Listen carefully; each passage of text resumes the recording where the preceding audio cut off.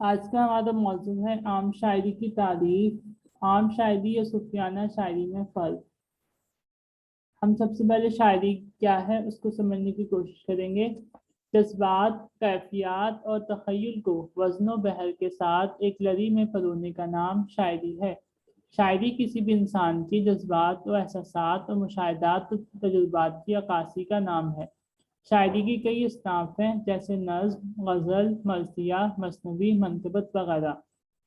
شاعری ہر دور میں کسی نہ کسی مقصد کے تحت لکھی جاتی رہی ہے، لہٰذا شاعری اپنے دور کی عکاس ہوتی ہے، اس وجہ سے اسے پسند کیا جاتا ہے۔ شاعری کا خاص موضوع عشق ہے اور اس عشق کو دو حصوں میں منقسم کیا گیا ہے، عام عشق حقیقی اور عشق مجازی۔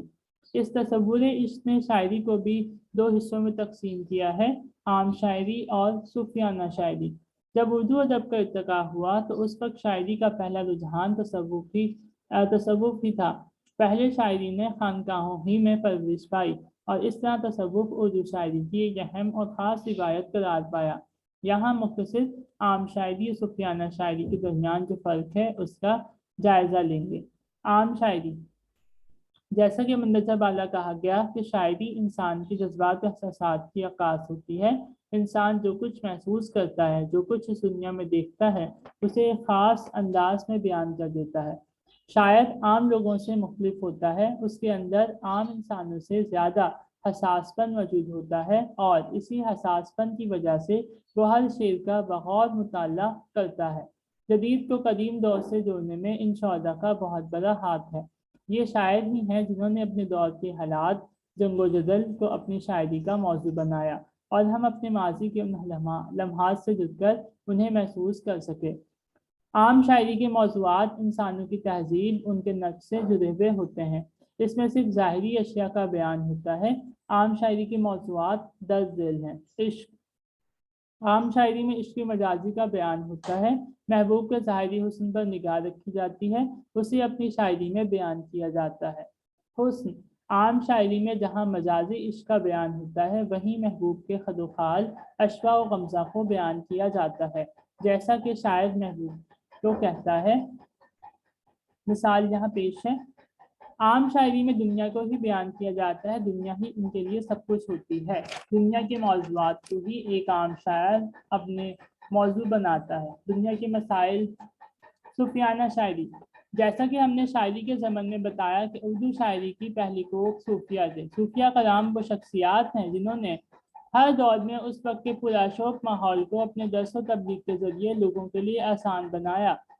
صوفیہ اکرام کے نزدیک دنیاوی خواہشات کا کوئی مول نہیں، وہ صرف اللہ تعالیٰ کی رضا کو ہی اپنے لیے سب کچھ سمجھتے ہیں۔ صوفیہ کرام کا مقصد انسان کے باطن کی اصلاح ہے، لہٰذا انہوں نے اپنی شاعری میں جن موضوعات کو بیان کیا وہ درج ذیل ہیں۔ فلسفہ وحدت الوجود اور شہود، صوفیہ نے اپنی شاعری کے ذریعے تصوف کے دو اہم فلسفوں کو پیش کیا۔ ایک فلسفہ وحدت الوجود کے قائل تھے اور دوسرے ایک فلسفہ وحدت الشہود کے قائل تھے۔ تصوف کے رجحانات کو اپنی شاعری میں بیان کر کے صوفیہ نے انسان دوستی اور انسانی عظمت کا درس لیا ہے۔ عشق حقیقی، صوفیہ کے ہاں عشق حقیقی معتبر ہے اور عشق مجازی کو انہوں نے عشق حقیقی تک پہنچنے کا ذریعہ قرار دیا ہے، لہٰذا صوفیہ کی شاعری میں عشق حقیقی کا بیان ہی ملتا ہے۔ استغنا، عزت نفس، صوفیہ نے اپنی شاعری کے ذریعے انسان کی عظمت کو بیان کیا، اس کے اندر عزت نفس کو ابھارنے کی کوشش کی۔ اگر مجموعی طور پر جائزہ لیا جائے تو عام شاعری ایسی شاعری کو کہیں گے جس میں شعراء صرف ظاہری موضوعات کو بیان کریں، اور صوفیانہ شاعری میں شعراء تصوف کے ذریعے انسان کے باطن کی اصلاح کریں، وہ ایسے موضوعات کو اپنی شاعری کا حصہ بنائیں جس سے پڑھ کر ایک دکھی انسان بھی مسکرا اٹھے اور اسے جینے کا سہارا میسر ہو۔